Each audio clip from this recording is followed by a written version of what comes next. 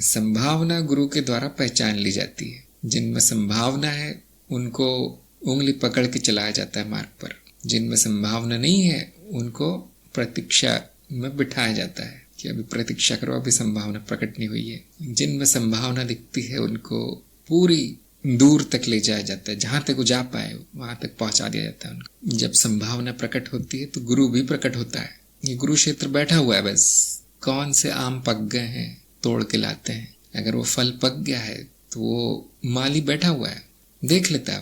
वो पका हुआ फल दूर से ही दिख पड़ता है, कच्चे फल तो पत्तों में छुप जाते हैं, हरे होते हैं। जिसमें संभावना प्रकट है वहां गुरु क्षेत्र को पूरी जानकारी हो जाती है, यहाँ पर है, अब यहाँ पर अगला कार्य करना है मुझे। गुरु क्षेत्र कार्य बड़ा विचित्र होता है। फिर वो हर तरह के प्रपंच किए जाते हैं उसको मार्ग पर लाने के लिए। ये संभावना सभी में है, थोड़ी कम थोड़ी ज्यादा, लेकिन सभी में है। सभी की प्रगति होती है, किसी की जल्दी, किसी की धीरे से, किसी की नहीं भी होती, लेकिन कोई बात नहीं, अगले जन्म में होगी, अगले जन्म में भी नहीं, कोई बात नहीं, 100-200 जन्मों बाद जब भी होना होगा। हमारे पास तो अनंत काल है। हर वस्तु अनित्य है, हर वस्तु अस्थाई है। वो जो प्रगति नहीं कर रहा वो भी विलीन हो जाएगा, जो प्रगति कर रहा है वो भी विलीन हो जाएगा। और प्रगति होती क्या है? विलीनता की और ही प्रगति हो रही है आपकी, कहीं जा नहीं रहा है ये कारण शरीर।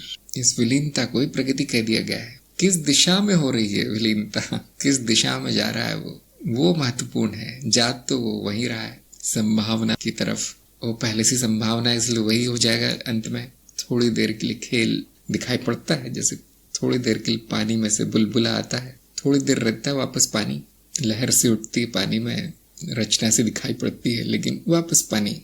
और वो कभी लहर बनी ही नहीं, वो तो पानी था जिसने रूप लिया है क्षणिक। जिसकी प्रगति नहीं हो रही है वो सरल नाद रचना में बदल जाता है, कारण शरीर मिट्टी हो जाता है, स्मृति की मिट्टी।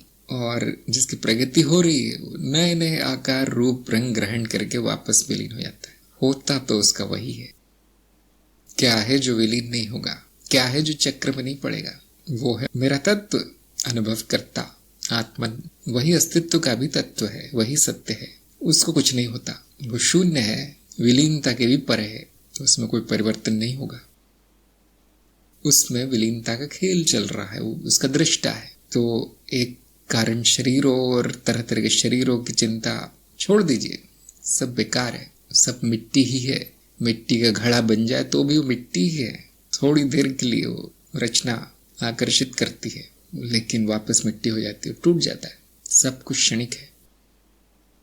जो स्थायी है वहां अपना घर बनाइए, जो बह रहा है वहां आप घर नहीं बना सकते। उसे बहता हुआ देखा जा सकता है, थोड़ा सा उसका आनंद लिया जा सकता है। नदी में घर मत बनाइए, नदी के किनारे बनाइए। किनारे खड़े होकर दृश्य बड़ा अच्छा दिखाई देगा। नदी में कूद गए तो खो जाएंगे, फिर वो नदी बहा ले जाती है। इस बहती धारा में कोई स्थायित्व तो नहीं है।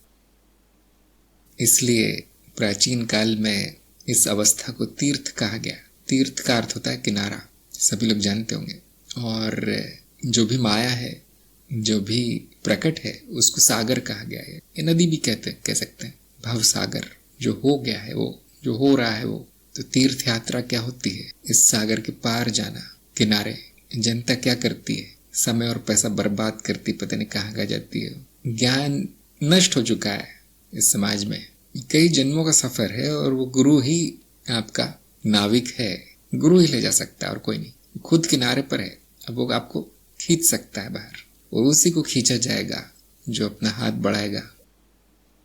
जिसे ज्ञान हो गया मैं कौन हूं, वो किनारे आ गया, उसकी तीर्थ यात्रा समाप्त हो गई। और ये आधे घंटे में किया जा सकता है। जिसमें संभावना है, जो तैयार है, जिसने हाथ बढ़ाया है, उसको आधे घंटे में किनारे लाया जा सकता है। इतना आसान है। लेकिन उस आधे घंटे, उस दिन तक पहुंचने की यात्रा बहुत लंबी है।